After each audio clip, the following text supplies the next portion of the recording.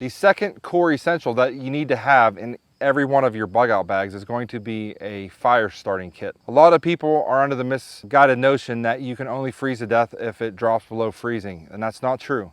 Especially if you're wet, you can easily get hypothermia and freeze to death overnight in low 40s, even mid 40s. A fire is not just for warming up your body. While that is an emergency situation and very important, there's going to be a lot of situations, especially in an evasion situation, a week into a long-term grid down scenario or a collapse situation, there's going to be times where you're not going to want to build a fire to warm your body. At the same time, you may need to build a small fire to purify some water. You may need to build a small fire to heat up water for your mountain house meals or whatever you're going to be eating for the evening. I highly recommend that you use that SBIT system that I discussed earlier. If you're just looking to heat water, you want to minimize your smoke output and your flame output when dealing with fires. Another great aspect to having a fire is the morale aspect to a fire. There's just something about sitting around a campfire at night. If you've ever been backpacking or hiking, you know what I'm saying. After a long day of exertion, just sitting back and staring into the flames, there's just something about that that'll lift your morale.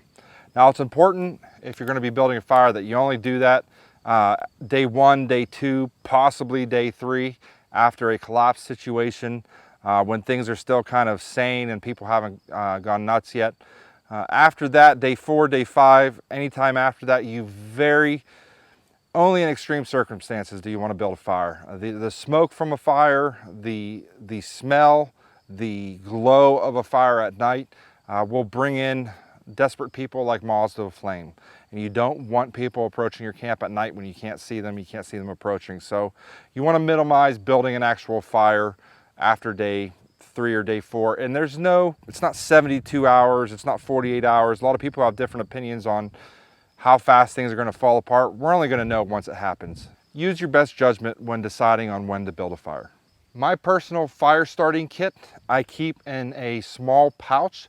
That way I can easily move it between my bug out bag, lone wolf bag, my get home bag, assault bag, and I keep it easily accessible on my pack, so typically in one of the front pouches. And again, I keep it all compact like this. So if I'm going to go over there to build a fire, I can grab my whole pouch, carry it with me over to where I'm going to start my fire. And I don't know what brand this is. It's just a canvas OD green pouch that I keep my fire starting kit in. The 3 things that you're going to need in any fire starting kit is going to be a tinder.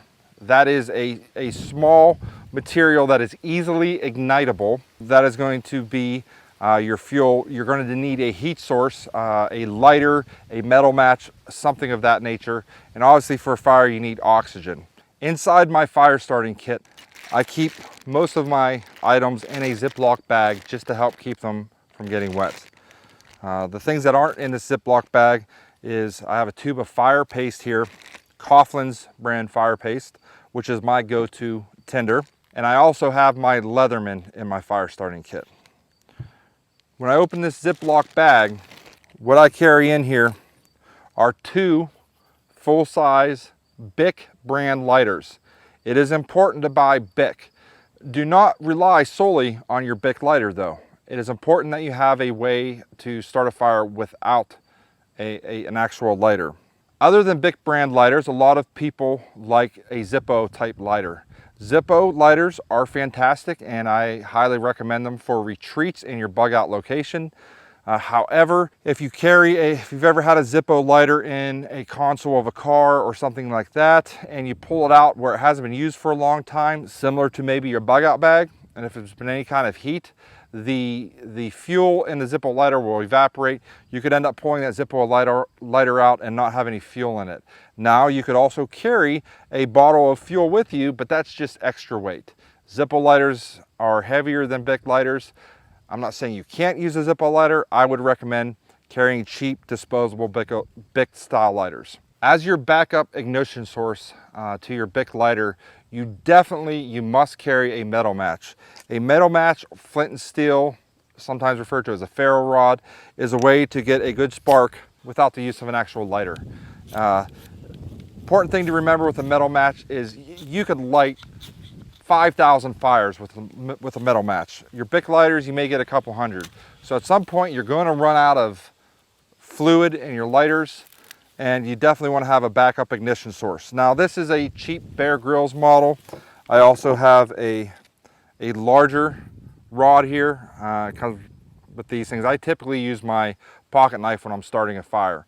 I would actually recommend on Amazon and eBay, you can get much larger ferro rods, 5-6 inches long, 1/2 inch thick, and they will last you literally a lifetime. And a lot of times they don't have this plastic cap. You can actually turn it over when one side wears out and you can start using the other side. So definitely make sure you have a metal match or an auxiliary fire starting source besides your lighter. As far as tinders go for your fire starting kit, this is a very hotly debated subject. You'll hear a lot of people talk about cotton balls and Vaseline. You'll have this brand, that brand, different types of ignition sources for your metal match and for lighter for starting a fire. I am not going to tell you one's right and one's wrong. I'm just going to show you what I prefer to use. I like Coughlin's fire paste. It's lightweight. It's about the size of a roll of toothpaste. And you can squirt this side of a twig on under the underneath part. This will light when it's wet, when it's damp out. A very good way to start a fire. It's basically a gel that you squeeze out to get your fire started, and it lasts for a couple minutes. It produces a good flame. The other thing I recommend is called Wet Fire. These are little tablets that work very well even in the rain. So I carry these as a backup to my fire paste, and I typically, in most of my pouches and most of my fire starting kits, will carry half a dozen, depending on how long I'm going to be away from home.